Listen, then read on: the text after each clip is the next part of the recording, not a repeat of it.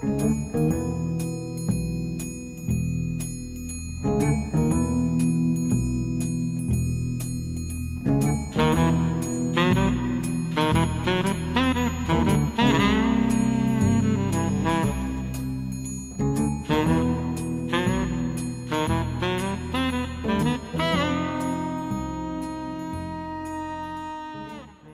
taas, head saatekuulajad!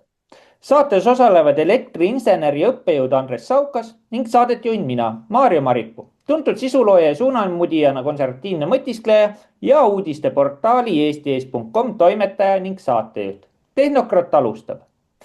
Eelmine saade Tehnokrat 49 võeti hästi vastu. Samuti laekus palju küsimusi energeetika kohta nii Eestist kui mujalt. Jätkame tehnokraatlike teemadega nii, et täna sellised küsimused. Kas ainult Ungari ja Slovakkia majandusele kõlbab Venemaalt pärit nafta ja gaas? Kas Nigeri jõgi häirib Euroopa energiajulgeolekut? Palun, Andres. Tervist, mõistust ja tarkust, nagu ma alati teile soovin. Hakkame nüüd ikka alateadvust, teadvust ja üliteadvust lahti pakkima nii palju, kui meil teda on. Aga rõõm on teile öelda, et neid alateadvuse ja teadvuse lahti pakkijaid ehk vaatajaid ja küsijaid kogu aeg lisandub juurde, nii et meie, nagu öeldakse, mõistuse vägi, tarkuse vägi suureneb. Ja nüüd on praegusel variandil on ka küsitud selle kohta, mis seal nüüd ütleme seal Iraanis toimub, sunniidid, šiidid, mille poolest nemad on erinevad ja mis ei ole, siis paari sõnaga räägib sellest. Aga vaadake kõigepealt Jaan Järvik, 3 ainsus ja Mendelejevi kondainsus, vaadake üleval on universumi ainuvälis ja saade. Kui need ära vaatate, siis näete, mis seal ka ümberringi meil toimub nii poliitiliselt kui ka mehaaniliselt kui looduslikult ja loodusseadused ehk seaduspäraselt, kuidas neid võtta, need toimivad. Ja võtame korraks lahti, on küsitud, et nüüd möll käib ja naftahinnad tõusevad ja naftahinnad on tõusnud 5-6 aasta tagant, teevad hüppe, siis lähevad jälle tagasi, võite kontrollida, olid siin need, ütleme seesamane Araabia kevaded ja enne kevadet oli see Nõukogude Liidu lagunemine, kus isegi naftabarrel läks $10 peale, vot see oli Nõukogude Liidu üheks lagunendamise ja põhjuseks, sest ta muud ei teinud. Tal äri ega muud ei olnud, relvad ja nafta, millega ta hoidis ennast vee peal. Aga mis praegult toimub, vaadake, vana Pärsia on šiidid, selle territoorium on Iraan. Ja sunniidid on ümberringi kõik need Araabia moslemi maad, siin vaadake kaarti, soovitan vaadata. Ja siis ütlen teile 2 seda lauset või seda deviisi, mida kasutavad sunniidid. Meie teame seda ka väga hästi, kel jõud, sel õigus on sunniidid. Neid on 90% moslemitest. Ja 10% on šiite ehk pärslasi või seda iraanlasi. Nende deviis on kel vaimsus, sel jõud. Nii et nad on nagu tehnokraadid rohkem. Meie saadet vaatavad ka mitte massimeedia moodi, vaid sama hulk. Ja nüüd mõelge ära, kui lollikari tuleb kallale suure massiga ja targad on, nad varjuvad, oskavad korraks eemalt ära võtta, aga kui sa neid tarku natukene palju ärritad, siis nad mõtlevad selle asja läbi ja annavad ka suurtele tuupi. Ja vaadake tuubi andmist, ise jälgige seda poliitikat, mina poliitikat ei ole, aga ma mäletan sellest, et kui vaatame sinna ajalukku, Hammurapi aega 1750, Šamaš andis esimese seaduse paketi, Šamaš oli see päikese jumal, andis Hammurapile, et seadust võib panna korda maailma ja Babylon on vanas keeles, lugege, on jumalate värav oli see. Ja Babylon, mis tegi, tema ju okupeeris, võttis juudi riigi ja juudid, judaismi võttis vangi. Aga päästis just Pärsia kuningas, Küürust teine ja lasi nad vabaks, sest temal on nüüd see süü, et ta lasi juudid vabaks. Ja nüüd mõelge, nüüd juudid või kes seal ründavad Iraani, teevad siis nagu sahker-mahker tagurpidi. Ja kui tahavad nüüd olukorda parandada, on ainukene variant vaadata oma ajalugu üle, ajalukku sisse, et pärslased ei olnud paharetid, nad päästsid juudi riigi ja seda võiks ka mõelda. Sest juutidel on ju põhiline asi on ka samamoodi, mida nad traditsionaalselt hoiavad, esimene on tarkus ja mõistus. Nemad juba lihtsalt selle rohepöörde ja lolluste ja muude selliste asjadega ei lähe, nad võivad ette visata, aga ise nad lolliks küll selle pealt ei lähe. Ja teine muidugi, mis on neil traditsiooniks on jäänud, on see holokaust. See on neil õpetatakse kogu aeg. Aga nad võiksid nüüd korraks meenutada ja kui nad istuvad ümber laua Iraani meestega seal, need tuletavad meelde, et me tegime ka kord kunagi teile head, muidu võib-olla teie rahvust ei oleks olnud, kui see Babyloonia ehk Iraak on Babyloonia territooriumi, siis teid võib-olla ei oleks olemas. Nii et teeme 50-50, tuletage ajalugu meelde, istume maha ja teeme asjad selgeks. Nüüd ründasite, lõhkusite, me tahaksime selle tasakaalu viia ja nii edasi, nii edasi. Vot see on lihtne vastus, sunniidid ja siidid, ühtesid on 90%, teisi on 10% ja nii nagu meie saadeski vaadatakse, on need tehnokraate mõistlikke ja tarkasid, võiks ka deviisiks võtta, et kel vaimsus, sel jõud ja mõistlikel ja tarkadel on jõud, ta üksinda jääb ära ja selle kohta on ka Albert Einstein ütelnud selliseid lihtsa lause, seadusi ja selliseid asju on lollidele vaja, aga targad ja geeniused saavad ka kaoses hakkama, nii et kaos on ka sõda ja löömingud, igasugused veed ja trassid ja nälg ja kõik see on kaos. Aga nad hakkavad nuputama ja nad panevad aju tööle ja saab asjale paika. Nii et see oli väike sissejuhatus või oli ta pikk sissejuhatus, aga paljud ju küsivad, et praegult on see seal, ütleme, Hormuzi väinad ja kõik see naftavärgid seisavad, need lähevad käima kohe ruttu. Ja see on ju näha, mis ta on, see on rohepöörde lõpufaas on, nad enam ei meenuta ju seda. Olete siin saadetes näinud kuulsat teadlast, audoktorit Greta Thunbergist mingit juttu, mina ei ole pool aastat juba näinud. Aga kui olete, palun siis näidake mulle seda viidet, ma vaataks seda ka, seda suurtest massimeediatest. Aga küsimused meil olid Ungari ja Slovakkia kohta, nii kaua paneme siis asjad toimima. Näete, siin siis on meil pealkiri ka olemas. Siin oli küsimus, kas ainult Ungari, Slovakkia majandusele kõlbab Venemaalt pärit nafta ja gaas. Aga ma võin teile öelda veel ühe saladuskatte, veel on lisandunud väikse mõttega ka Rumeenia. Ja Rumeenia nüüd kavatseb välja kuulutada energiakriisi ja selle tagajärjel saab ta avada Lukoil ja enda ühisfirma naftarafti rafineerimistehasse. Ja samamoodi nagu Ungaril, Rumeenia ka tõstis kütuse nafta või selle kütuse lae hinnaks 1,2 eurot. Vaadake, meile saame ikka 2 euroga kätte seda kraami, aga nendel on lagi olemas. Nii et see on üks lugu. Ja nüüd lähme siis Brüsseliga vastu. See on nüüd natukene ära, aga areng toimub väga kiire, aga kuna ma ütlen teile, et on olemas selline asi nagu aeg on konstantne minu juures, siis see, mis on praegult, on ka homme ja homme on jälle see, mis oli täna ja nii edasi. Võtame siis asja käsile, et võib ka päris pikk lugu tulla, aga see on õpetlik, me peame õppima, kellegi moodi me tahame olla, aga võiks olla tarkade moodi, nagu ma ütlesin, 10%, mitte suure massiga minna. Massid suured juba lõpetavad, aga me nagu ei kuule, ei näe, klapid peas, käime ringi, tuleme sebra peale, jääme auto alla, siis öeldakse, auto lükkas selle kõrvaklappidega poisi kõrvale või kuidas ta oli.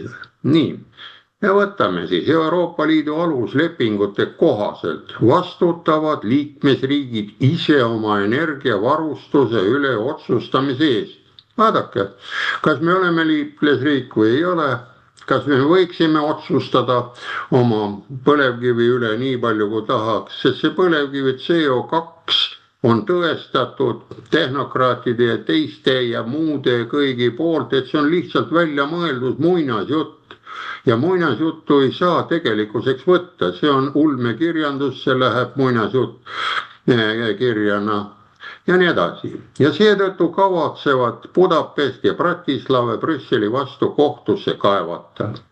Vene maagaas on nende kahe riigi jaoks liiga oluline. Ta ei ole kunagi liiga, ei ole mitte midagi. Kui see Vene gaasi paak Ungaris või Brüsseli või Bratislavast paagid täis saavad, ütleb, et minul on kogus täis, põletan ära, leping on meil 10-20 aasta peale, siit pumpad edasi, rõhk on sees, me jälgime trassi. Ja teine pool näeb ka oma kella pealt, Ungari praegult ei võta, aga küll ta võtta. Ja Budapest Bratislava on veendunud, et Brüssel ületab REPower EU plaanidega oma energiapoliitika volitusi. Olete kuulnud sellisest seadusest, et nad volitusi ületavad ja igal inimesel või igal riigil on oma õigus, oma energeetika, oma rahva üle või ainult on mõeldud need, kes sinna Riigikogusse on istuma pandud, et nendel on õigus seal olla. Aga näete, siin oma seaduste vastu lähevad. Ja seda näitavad nüüd Ungari ja Slovakkia valitsused kavatsevad kaevata asja Euroopa Liidu kohtusse. Ja näete, see noor poiss, pikk ja tore poiss, Peeter Szijjártó, terav kriitika Budapestist. Ungari välisminister Peeter Szijjártó süüdistas Brüsselit õigusliku lünga kasutamise meetmete läbisurumiseks, mis tegelikult nõuavad liikmesriikide ühehäälset nõusolekut. Ungari algatab liidu kohtus kohtumenetlusi niipea, kui REPower EU otsus on ametlikult avaldatud. Me kasutame kõiki õiguslikke vahendid selle tühistamiseks, teatas Szijjártó sotsiaalmeedias. Nii et kas meil on sellest räägitud ja kas meie Euroopa Liidu need volinikud ka räägivad sellest, et ühineks ka ja tuleks sellest ära, aga nad katsuvad kuidagi seal teistpidi olla või kuidas see värk on. Nii et mõelge, mis siin on valet või õiget ja läheme edasi. Ja välisminister teatas, et Euroopa Liit maskeerib sanktsiooni kaubanduspoliitilise otsusena, et vältida liikmesriikide ühehäälset nõuet. REPower EU plaanib põhineb juriidilisel trikil. Need trikke tehakse poliitikas, on trikid väga head. Loogika poiss, kui on aus loogika või puhas matemaatiline, siis need näevad trikid läbi. Kui keegi helistab näiteks teile ka mingit PIN-koodi küsib, siis ega tehnokraat ei viitsi selle PIN-koodiga rääkida, ütleb, et see 4 numbrit ei mahu pähe ja ei põle aega. Aga teised siis hakkavad kuulama ja tulevad meelde ja lähevad otsivad ka PIN-koodi sahtlist üles, et ilma jääda oma asjadest. Mitte midagi ei ole teha. Esitades sanktsiooni kaubanduspoliitilise otsusena, et vältida ühehäälsust, ütles ta, see on täiesti vastuolus Euroopa Liidu enda reeglitega. Aluslepingud on selged, otsused energiaallikate jaotuse kohta on liikmesriikide vastutusel. Saite aru? Ja tuletage nüüd korraks meelde 2 kraanikausi märki, mis meil maapoodides ja sööklates ära likvideeriti. See oli iga liikmesriigi enda otsustada, mida ta teeb. Ja toon teile ühe näite ka, oli vaene ja väga raskes olukorras oli Kreeka. Kreekas me läksid ka Euroopa Liidu poisid sisse ja tüdrukud ja käskisid need ilma peremeheta, et kodutud koerad ja kassid ära hävitada. Aga proovige seal koerale midagi teha seal Kreekas, siis nahatäis on teil soovanud. ja mida kreeklased tegid, võtsid raha valmis ja trükkisid selle raha eest igale koerale kaelale rihma kaela. Ja rihmale kirjutasid, see koer on selle paari koer, see on selle tänava koer, see on selle kaupluse koer või kass. Ja mitte midagi ei saanud teha, sest ei olnud enam kodutuid koeri ega kassi, kõigil olid peremehed olemas. Ja vot me võiks ka niimoodi teha ja ka näete, Ungari ja Slovakkia proovivad nüüd omale kütust ja oma rahva eest niimoodi seista nagu kreeklased. Ja Siarto teatas lisaks, et Ungari lükkab tagasi kõik sammud, mis takistaksid riigil Venemaa nafta ja gaasi importimist. Selline samm suurendaks oluliselt Ungari leibkondade koormust ja võiks mõjutada ka 12. aprillil toimuvaid parlamendivalimisi. Ungari keeld osta Venemaalt naftat ja gaasi on vastuolus meie riiklike huvidega ja suurendaks oluliselt Ungari perede energiakulusid, ütles ta. Ka Bratislava keeldub võitluseta alla andma. Aluslepingud on selged. Otsused energiaallikate jaotuste kohta on liikmesriikide vastutusel. Ka Bratislava keeldub võitluseta alla andmist. Aluslepingud on selged, need on igal energiajaotust iga riigil on omal vastutus. Ja Slovakkia välisminister Joran Blanár kinnitas, et ka tema riik ühineb õigusliku vaidlusega, nagu uudisteagentuur TASR teatas, ütles Blanár, et Slovakkia ei saa aktsepteerida lahendusi, mis ei võtta arvesse üksikute liikmesriikide tegelikke võimalusi ja konkreetseid asjaolusid. Näete, 2 Euroopa riiki on, kellel on nagu soovivad energiat, aga meie vist ei taha. Eesti on ka siis, räägime küll, et oleme jule oma ette ja nii suured ära, et näitame seal idanaabrile musklit ja nii nagu need välis- ja sise- ja muud ministrid räägivad ainult jutuga, aga kui paned musklit näitama mõne looma metslooma vastu, karupuuri panna korraks treeninguks sinna, mis ta teeb, kohe hakkab midagi tulema sealt 2 poolkera vahelt seal, mis allpool on, midagi hakkab läbi tulema või ei tule sealt midagi. Mõelge ise. Ja Power EU algatuse raamas peaksid liikmesriigid vähendama või lõplikult täielikult peatama Venemaa nafta, gaasi, söe impordi ja mitmekesistama oma energiavarustus alternatiivsete tarnijate kaudu ning kiirendama oluliselt nõndanimetatud taastuvenergia laiendamist. Vaadake, see on niisugune imelik asi, milleks me seda taastuvenergia laiendamist peame siin tegema.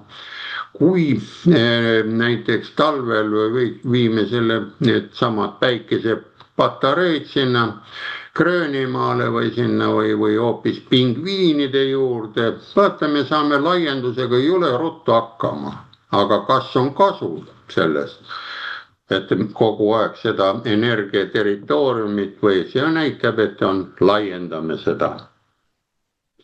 Nii. Ja siiski ei taha mõned riigid, näete Kesk- ja Ida-Euroopas elektriturge kõikuvate energiavarustusega häirida. Välisminister teatas, et Euroopa Liit maskeerib sanktsioonid kaubanduspoliitilise otsusena. Vaata, nad oskavad polli teha, vabad spekulandid, klounid ja kõik ja need, ütleme, need, kes teevad igasuguseid liigutusi. Nõukaajal oli ka, kui see lõppes, oli sõrmkübaramäng, oli Kadakaturul ja igal pool Balti jaamades oli ära, et kui selle ära arvad, millise 3. klaasi või topsi all on see mingi asi, siis sa võidad sellest, aga tavaliselt oli niimoodi, et 3 klaasi oli, selle ühegi all ei olnud midagi, sest see näpuliigutusega võttis ära ja teise näpuliigutusega pani selle alla ja näitas, et selle all on. Ja inimesed käisid samamoodi nagu nüüd telefoni spekulandile, keda isegi ei näe, antakse PIN-koodid ja kõik ära. Ma ei kujuta ette, kuidas see võimalik on, kuigi nimetatakse, jah, võib-olla tal selle nägemismeele asemel on Kremli meelsus, ma ei tea, siis see petab ära, muidu ma tahaks näha isegi, et teeme videokõne, saada mulle ära, kas sa oled naine või mees, kes sa räägid ja vot umbes selline, aga võib-olla hakatakse, politsei hakkab ka selle peale mõtlema, et lihtsalt paneb. Nii. Läheme siis edasi, näete, plaan põhineb juriidilisel trikil oli ju, see on täiesti vastuolus Euroopa Liidu enda reeglitega. Aluslepingud on selged, otsused energiaallikate jaotuse kohta on liikmesriikide vastutus. Nii et see põhiline lause, jätke see meelde, tehnokraadid, ehk mõtlete ka selle peale, et iga riik otsustab oma rohelise jalajälje üle ja praegult me võiksime ka tellida kliimaministeeriumis lund juurde või midagi või suvel või talvel tellida kliimaministeeriumilt, et ei oleks liiga palju lund, et ei ole raha, ei läheks lume lükkamisele Tallinnas või kusagil.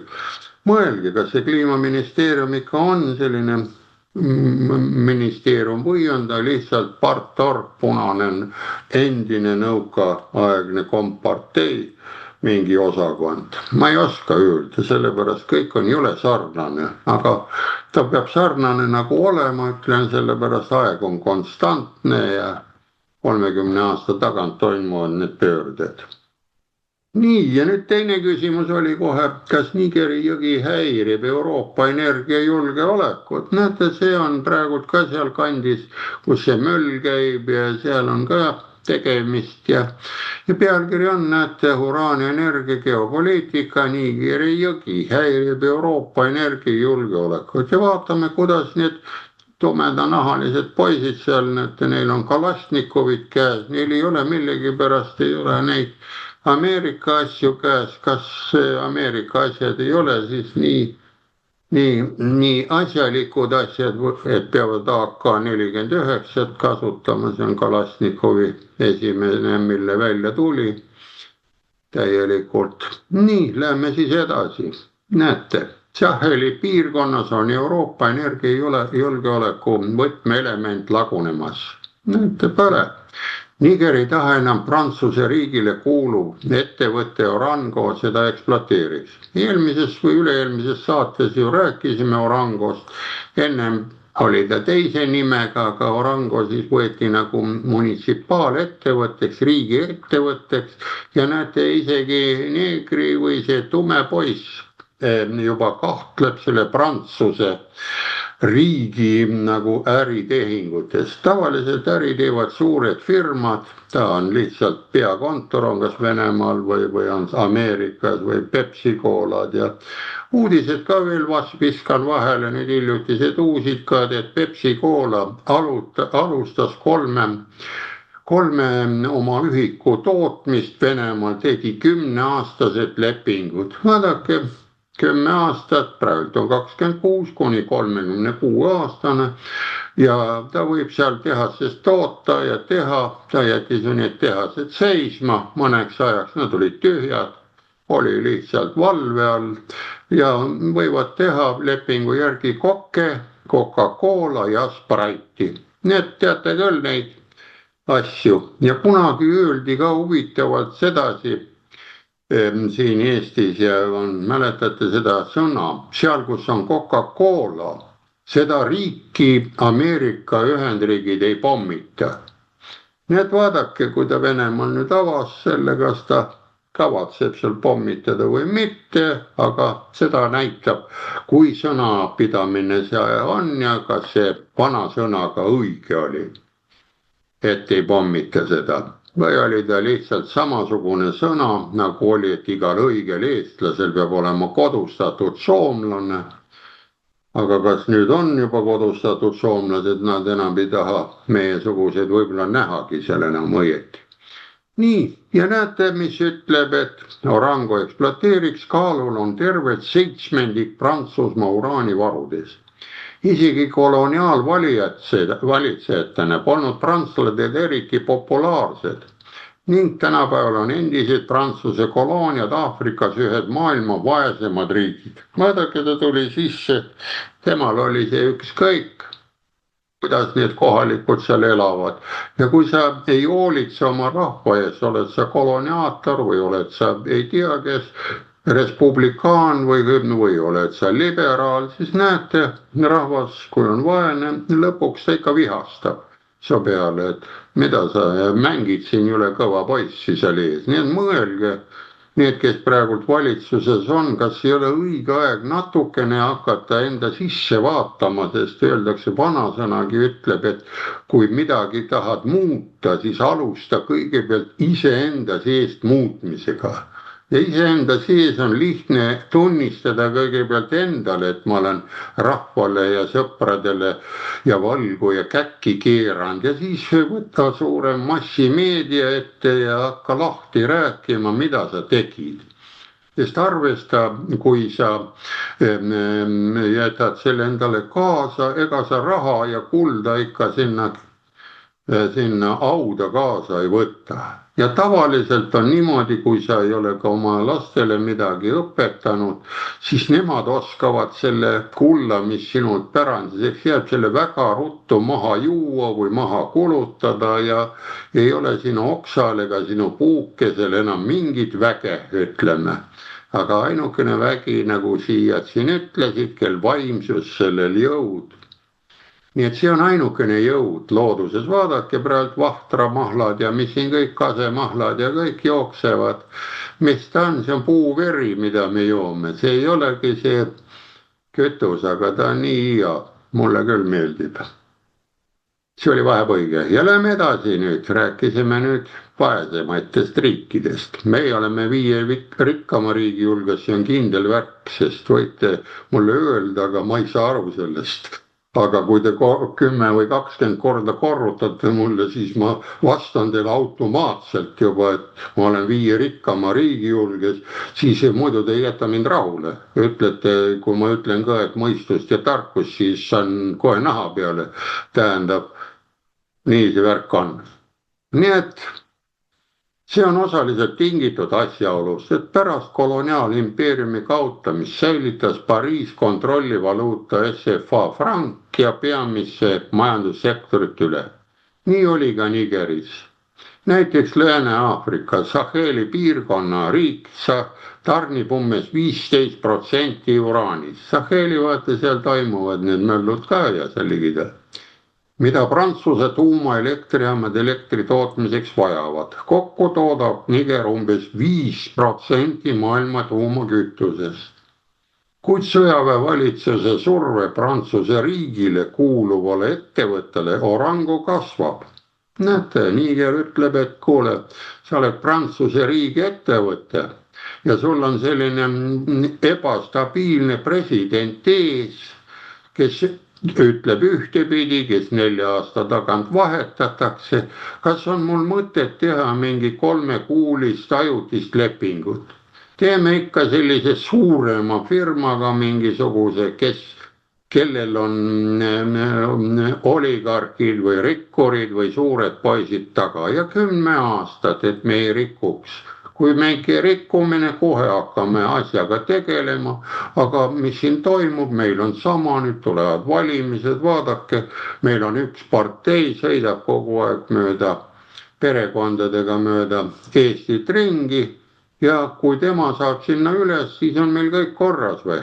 Ma ei usu, sest see on niivõrd väike jõud, aga korda saaksime niimoodi, kui me kõik praegu tunnistaksime oma viga. Vaataksime tõeselt ja otsa üksteisele, kuule, ma ikka keerasin sellise hunniku kokku ja see on sellise hunniku kokku. Et kui see hunnik on nii suur, et ma sealt hunniku tagant välja ei paista, siis ei ole minu koht, ei ole ju Riigikogus. Aga kui see hunnik on pisikene, natukene libastusin, võib-olla ma suudan selle oma vea parandada, nii et inimesed mõelge ikkagi sisse endale. Mul ei ole seda õigust teid õpetada, sest see öeldakse, ega kool ega miski muu ei õpeta, õpetab tavaliselt, vanaema ütles, õpetab elu. ja kui me tahame siin praegult krahhiga seda õpetust saada näljaga ja ilma elektrita, palun väga, see on meie enda soov. Aga on võimalik praegult etendada, poisid panna ette, tehnokraadid mõtlevad, ega siis poliitikud, mõned on ka ikka tehnokraadid, ta on matemaatikat õppinud ja annad talle selge ette, teeb selle matemaatika ülesande ära koos oma selle osakonnaga, et mis on vaja õpetajatel teha ja mis hindesüsteem panna, sest ja kas üldse tasub riik, nagu siin näete, on seesamane Orango on riigi ja Prantsuse ettevõte, siis see Niger ütleb, et kuule poisid, teile me ikka ei anna ja seda kütust ja meil otsustab kütuse ja Narva elektrijaamade üle, ma ei tea, kohalik 4 aasta tagant valitav valitsus või. No see oli väike selline kõrvalpõige, et me siin ei muuda nii kaua, kui me ei taha hakata koostööd omavahel tegema. Ja näed, kui sõjavalitsus kasvab ja Niemi süüdistab ettevõtted röövlikus käitumises ja ulatuslikus radioaktiivses reostuses. Näete, kui lööte selle sinise triibu lahti, siis seal on ka see artikkel, kus see asi on võetud, seesamane jutt.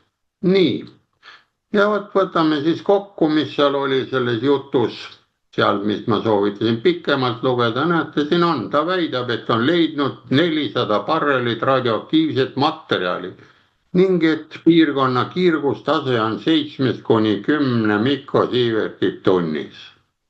Võrreldes normaalse tasemega, mis on 0,5 mikrosiivertit. Ta väidab ka, et on leitud 2 ainet, mis on seotud hingamisprobleemidega.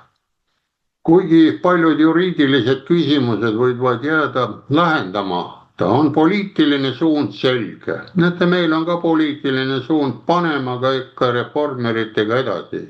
Sest ma vaatasin, reformerid hakkasid ka Eesti lipu kallale, lipuvärvide kallale, nii et soovitan nende koduleheküljele minna, siis saate teada, millest siis on tulnud sinimust valged värvid. Reformerid ütlevad. Nii.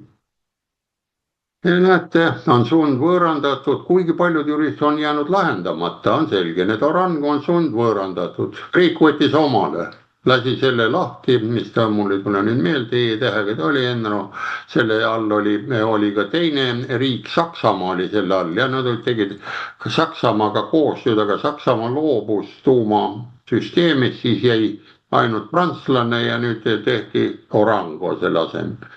Ja Samairi on kaevandus natsionaliseeritud, näete, ja Prantsusmaa mõjuspäära lammutatakse süstemaatiliselt. Prantsusmaa jaoks on see enam kui diplomaatiline rünnak. Näete, ta ei saa ära, seal ei ole ju keegi tulistanud. Pildi peal olid kalasnikute aega, aga need varbavahede kalasniku ja barettidega võib-olla saavad hakkama nendest suurtest drooni ja muude tootjad ja firmadest, kes tulevad seda kohta veel risustama. Ja ligikaudu 70% Prantsusmaast tuleb tuumaelektrijaamadest ja ilma Nigeri tarneteta muutub varustus kriitilise tähtsusega. See tarneahel oli osa vaikivast geopoliitilisest tööjaotusest. Aafrika varustab, Prantsusmaa opereerib reaktoreid, Euroopa saab kasu stabiilsest baaskoormusest. See mudel on nüüdseks ajalugu. Näete, Niger teeb seal päris nigerdamise värke. Ja pealegi pole Niger üksikjuhtum. Mali, Burkina Faso ja Guinea järgivad sama teed, samad asumaad. Lääne korruptsioonid lahkuvad, need korporatsioonid, need tööstusharud. Riiklik kontroll on sees. Ja uued partnerid Venemaalt, Hiinast või globaalsest lõunast tulid nüüd appi sinna Nigerile. Et asi liigub ju. Ja mitte elu kehvasti või kuidas te arvate? Ja nüüd tuleb nüüd selgitus, mis Nigeris toimub siis. Vene tuumahiiglase Rosatomi ja tütarettevõte Uranium One või ONE. Näete, see on Nigeri tütarettevõte, seal töötavad kohalikud, tumedanahalised, nemad teevad ära, aga õpetajad käivad korraks, tulevad Moskvast, või tulevad sealt Peterburist või kust kohast, õpetab, tegutseb Nigeris juba aktiivselt. Moskva pakub tehnoloogiat, palun, kui tahad, näed, seal oli näha, need Kalasnikovid olid ka võib-olla Moskvast, aga Kalasnikovid teeb muideks Hiina ka väga hästi. Ostugarantiisid ja poliitilist tuge ilme Euroopas levinud moraalitsemise ja sanktsioonidega ähvardamisega. Ligikaudu 1000 tonni uraani, mille Orango enne väljakaevamist kaevandas, võiks nüüd minna Prantsusmaa asemel Venemaa. Venemaa aitab tal siis edasi müüa või teha, sest nemad ei tihenda, ei tee uraaniga, nemad viivad ainult koormatega, vagunite ja laevadega maavara minema. Ja meie ootame ka, et meilt läheks ka kuhugi Euroopa poole seda meie maavara, võib-olla, ma ei tea. Euroopa üldiselt ja eriti Prantsusmaa kaotavad Aafrikas üha enam mõjuvõimu. Arvestades, et üha rohkem riike loodab gaasi ja söeküttel töötavate elektrijaamade asendamiseks tuumaenergiale, satub varustuskindlus surve alla. Lisaks, kuna pakkumine ja nõudlus mõjutavad hinnakujundust, tõusevad uraani hinnad tõenäoliselt lähiaastatel märkimisväärselt. Ja küsib ka ise, kas oleme selleks valmis. Asi on siis sedapidi toimetuses. Nii. Ja tuleme siis suurele ekraanile, mis ma siin enam ütlen. Tuumatööstust hakkame tegema. Prantsusmaa, Kanada ja kes meil abiga mooduleid, aga näete, kütus kusagile läheb ikka jälle minema kuhugile. Aitäh sulle, Andres. No, mis ma oskan siin öelda? Esimese loo puhul, mis puutub siis Ungari ja gaasi ja nafta teemadesse, siis on väga huvitav on jälgida, mis toimub näiteks Ungari ja Ukraina vahel. Sellepärast, et on probleemid selles, et nüüd Ukraina pool on toru katki ja Ukraina süüdistab Venemaad selles, et Venemaa on oma rakettidega puruks lasknud või mingi teema seal teinud. Aga samas Ungari ütleb, et Ukraina valetab. Et lihtsalt sellepärast, et tahab teda survestada, kuna ta ei ole, ütleme nii, et Ungari ei toeta Ukrainat selles mahus nagu Euroopa Liit ja kõik need nii-öelda lääneliitlased ootavad Ungarilt. Aga siin ongi, see on siis, tegu on Druzhba siis sõprusnafta juhtmega, mis seal Ukrainas siis nii-öelda rikkis on ja seda nii-öelda korda ei tehta. Nüüd muidugi Ungari pool ju vastas sellega, et võttis seal Ukraina rahavedajad kinni ja väänas neid seal, võttis kulla ja raha ära, et väga huvitav case seal igal juhul lahti hargnemas on. No, kas nüüd see areng läheb ka sinnamaani, et Ungari siis lõpuks selle põhjendusega siis Karpaatide taguse maaga üks hetk endale haarab, kui nii-öelda Ukraina jagamiseks läheb siin ükskord. Eks seda näitab aeg. Aga teine küsimus, mis sa siin rääkisid Nigeeria kohta ja siis sa mainisid ära, et Eesti rahvas võiks hakata koostööd tegema, et nii kaua see rumalus Eestis saab kesta. Aga siin ongi ju see teema, et parteid juhivad, kuna 70% lasevad neil mugavuses seda teha, see 70%. Ja siinkohal, miks minagi usun põlisrahva liikumisse ja olen kahel käel selle poolt ja olen ka ise selles osaline siis Rõdala kihelkonna asutaja liikmena. Et seda 70% vähendada tänu põlisrahva liikumisele. Et mida rohkem põlisrahva liikumisse inimesi läheb, ennast nii-öelda tunnustab põlisrahvana, seda väiksemaks läheb see protsent, mis otsustab, et nüüd need parteid peaksid seda Eestit juhtima. Ja igati tänuväärne teema, sellepärast et lõpuks rahvas hakkab seda riiki juhtima, mitte mingid organisatsioonid kuskilt väljaspoolt, et ikkagi võim rahvale, see on kõige olulisem. Et ainult niimoodi tuleb õnn meie õuele. Aga siinkohal lähme küsimustega edasi. Kuidas valed prognoosid ajavad maailma järgmisesse tarnekriisi? Kas Saksamaal küttesüsteemide müük on kokku kukkumas? Palun, Andres. Nii, ja lähme, ega siin pikalt ei ole, me oleme päris pikk saade tuleb. Ja lähme kohe slaidide juurde, küsimiste juurde. Nii, ja näete, siin on pumbad, naftapumbad pumpavad oma ette ja küsimus oli, valed prognoosid ajavad siis järgmise tarnekriisi. Näete, siin oli prognooside järgi oli tarnekriis, aga selleks tarnekriisiks tehti ka see Iraani sõda siin vahepeal, et sealt ei tuleks nii kolinaga seda läbi. Ja lähme siis edasi koheselt. Globaalsed naftavarud on ulatuslikud, kuid tihti väidetakse.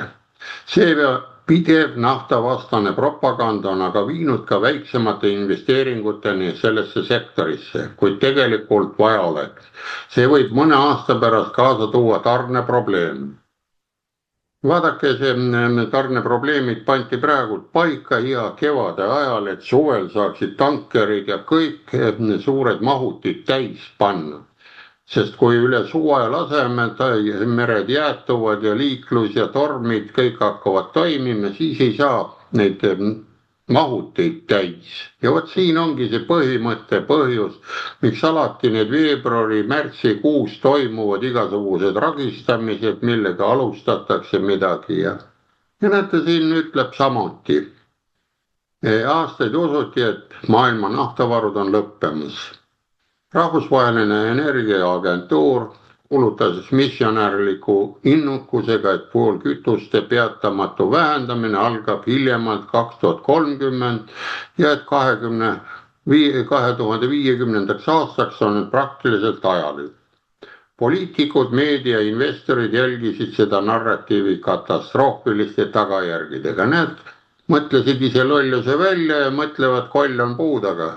Aga käi ümber puu, ikka kolli ei ole, proovige. Võib-olla õnnestub leida. Tegelikult investeeringud nafta ja gaasi tootmise kukkusid dramaatiliselt, kuid need ideoloogiliselt juhitud ennustused võivad peagi suurejooneliselt tagasilöögi anda. Umbes 10 aastat tagasi langesid investeeringud nafta ja gaasivarude uurimisse ja arendamisse ligikaudu 30%. Selle põhjuseks oli hirm nõnda nimetatud luhtunud varade ees.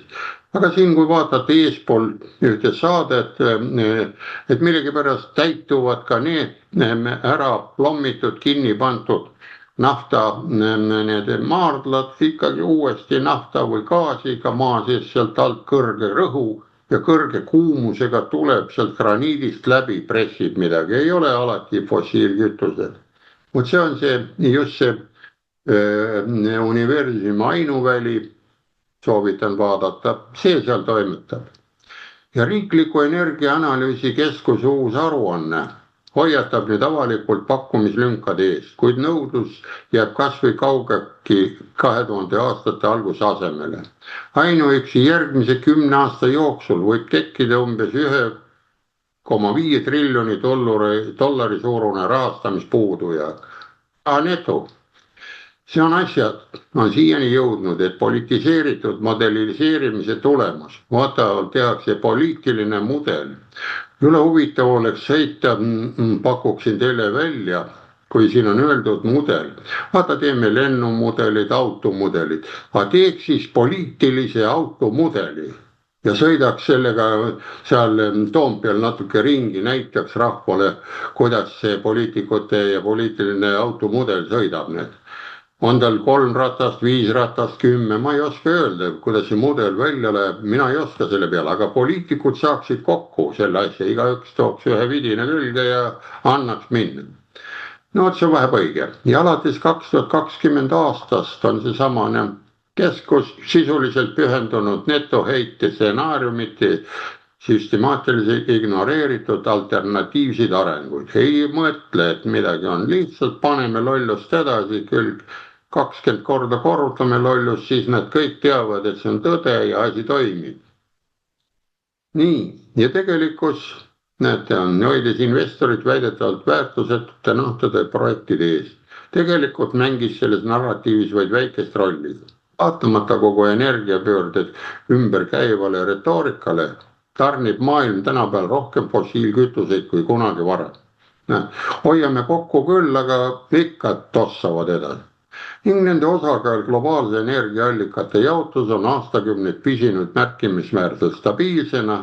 Isegi lääne tööstusriikides on tuule- ja päikeseenergia käitamine ilma fossiilkütuste peaaegu võimatu. Need ütleb ja USA senator. Läksime ära, USA on nagu mõistuse sealt alt pähe saanud, sest Bidenil kindlasti töötasid ainult need alumised ajupoolkerad, aeg-ajalt ja kui ta läks sealt lennuki, siis näitas, see tuli nagu ette, kui ta kummardus või koperdas või komistas, siis need 2 ajupoolkera tulid näha, nad olid pükstega varjad. Ja USA senaator John Barroso võttis selle tabalt kokku, süüdistades CIA-d selles, et see ei tee enam tasakaalustatud analüüse, vaid tegutseb hoopis energiapöörde eestkõneleja. No mõelge, on see õige jutt või ei ole? Alles tohutu surve all tegi IAE, see on see agentuur, energeetika ja rahvusvaheline agentuur, ettevaatlikult tagasilöögi ja lubas taas stsenaariumi, kus nafta ja gaas mängivad rolli ka pärast 2050. Näed, ta lubab isegi 2050, aga ma räägin, aeg on konstantne, kui seda praegult ära ei likvideeri, siis sellel ajal saab ka likvideerida või kuidas see on ju. Kuigi isegi see kursikorrektuur tundub poolik. USA energiainfosüsteemi endine juht Abel Siemenski räägib mittetäielikust tagasipöördumisest reaalsus.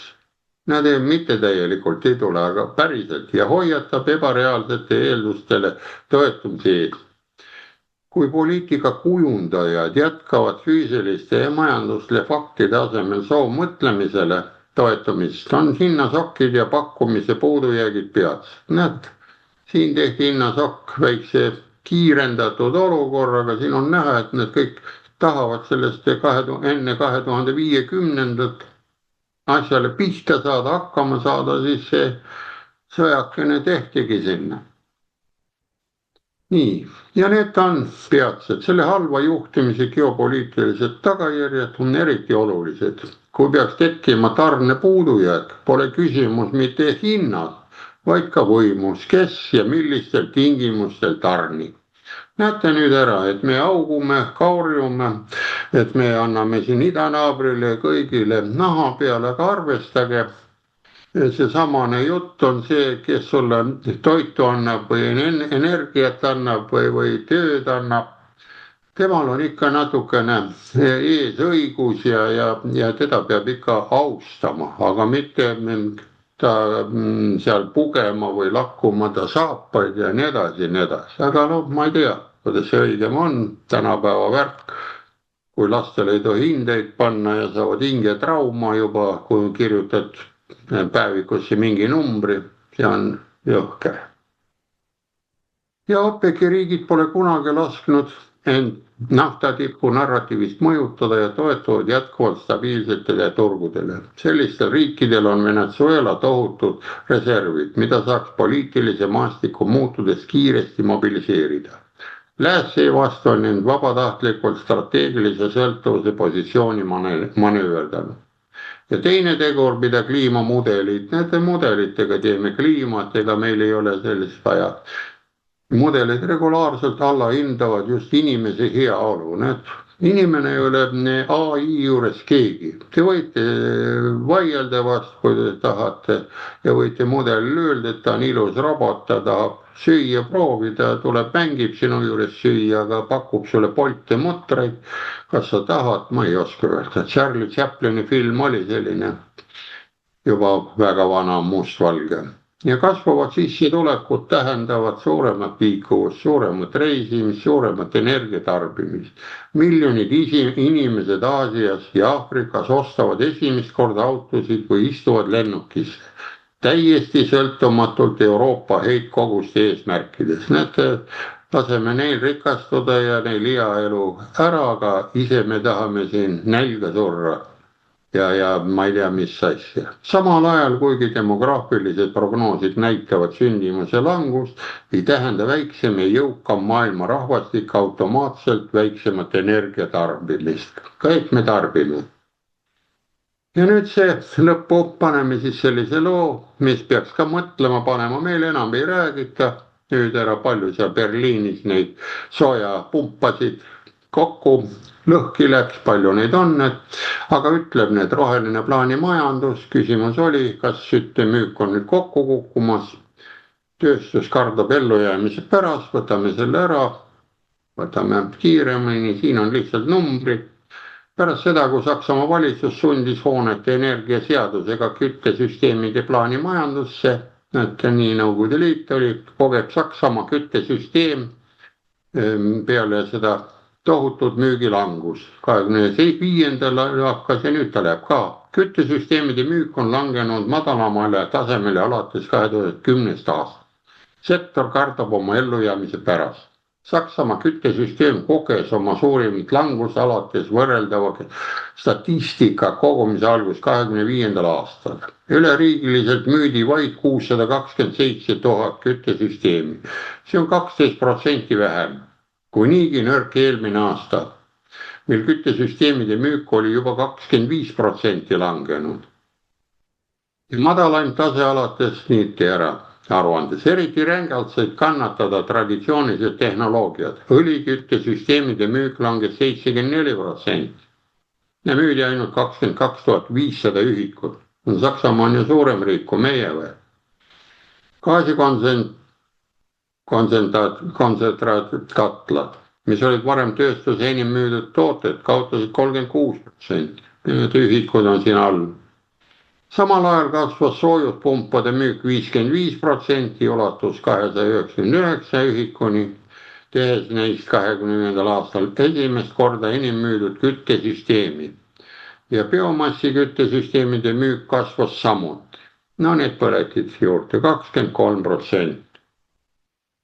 Isegi see kasv ei ole kaugeltki piisav, et kompenseerida üldist langust. Pärast 23. aasta buumi aastat on turg nüüdseks vähenenud vähem kui pooleni oma varasemast suurust. Ostulaulu põhjused võib kokku võtta ühe sõnaga. Poliitikast tingitud täielik ebakindlust. Eelmise koalitsiooni valitsuse hoonete energiaseadus, rahvakeeles tuntud kui Habecki kütteseadus, oma 65% taastuvuse energiareeglitega tekitas 23. aastal tõmbeefekti. Paljud inimesed tormasid gaasi- ja õliküttesüsteemi ostu. Sellele järgnes pettumus ülipopulaarsetes soojuspumpades. Kõrged hinnad, keerulised toetused, pikad ootajad ehitusmeestele ja kahtlused nende kulutõhususes, eriti renoveerimata vanades hoonetes.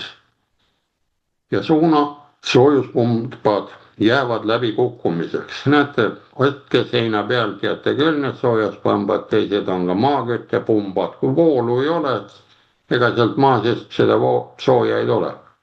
Vaatavata müügi kasvule on soojuspumbad roheliste unistustega võrreldes läbi kukkumine, kuna koalitsiooni valitsus oli seadnud eesmärgiks paigaldada igal aastal 500 000 soojuspumpa. See on aastate pikkuse ideoloogiliste eksperimenteerimise tulemus. Ja Habecki paljud maaomanikud ja üürileandjad ootavad, mis juhtub. Ja direktor Markus Taub nõuab lõpuks ometi stabiilseid õiguslikke regulatsioone ja rahastamistingimusi. Vastasel juhul hoiatab ta, et oodata personalimeetmeid nagu koondamised ja lühiajaline tööaeg. Nii et kuldsete kätega lukseplad lastakse lahti, kes panevad neid. Nii nagu meil otsitakse neid, Tehnikaülikool otsib tudengeid 1,9 miljoniga, et võib-olla mõni oskaks veel midagi teha. Pärast valitsuse vahetust 2025. aastal uus koalitsioon lubanud hoonete energiatõhususe seaduse põhjaliku reformi lubas. Uue hoonete modelliseerimise seaduse põhipunktid peaksid olema kättesaadavad jaanuari lõpuks. Nüüd jaanuar on läbi vist ja kas see loob planeerimiskindlust saab veel näha. Igal juhul pole kliimahüsteeria lõppu näha. See hullus jätkub ka ilma rohelise valitsuseta. Kliimakaitseminister, kus on vägev Saksamaal, kliimat kaitseb, meil on lihtsalt kliimaminister. Tema kaitseb ka kliimat, aga ma ei tea, kelle eest ta kaitseb seda kliimat. Võib-olla Maarja, sinu eest seda pärast ütled. Ma praegult lõpetan selle ära, kui suurele pildile. Mind hakkas kohe huvitama. Meil oleks vaja ju sõjakaitseministrit, aga nendel on veel kliimakaitseminister ka veel olemas.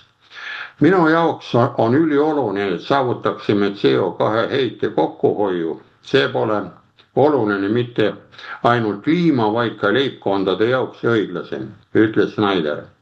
Sest gaasi ja õli põletamine muutub üha kallimaks, kui me ei pane inimesi kohe taastuvale kütteallikatele üle minema. Nad paned ka üle minema, mitte ei jää ära. See on sund. Lasen neil kulu lõksu langeda. Paneme nad lõksu ja ketti ja küll nad siis kirjutavad igale poole alla.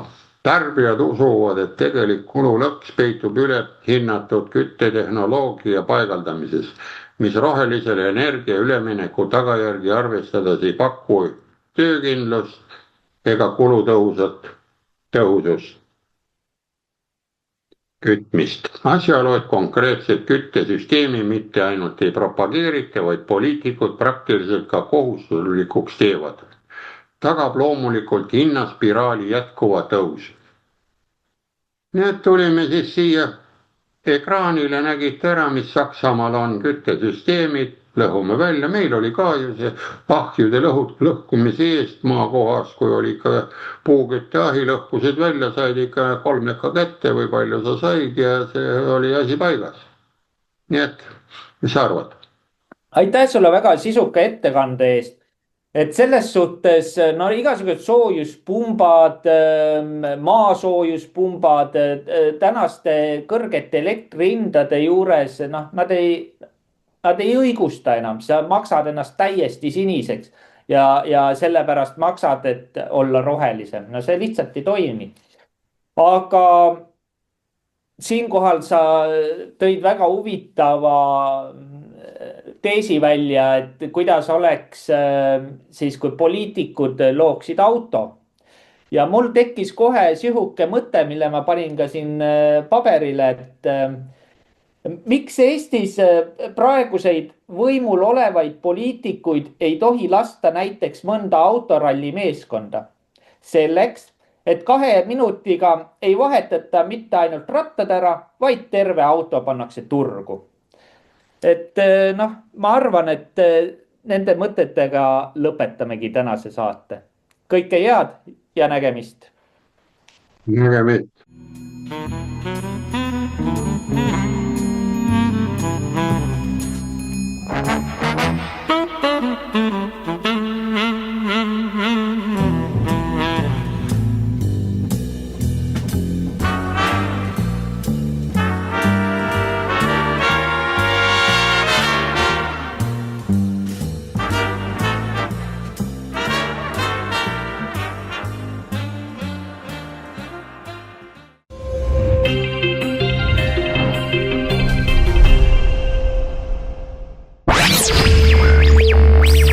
Meil on Eestile plaan B.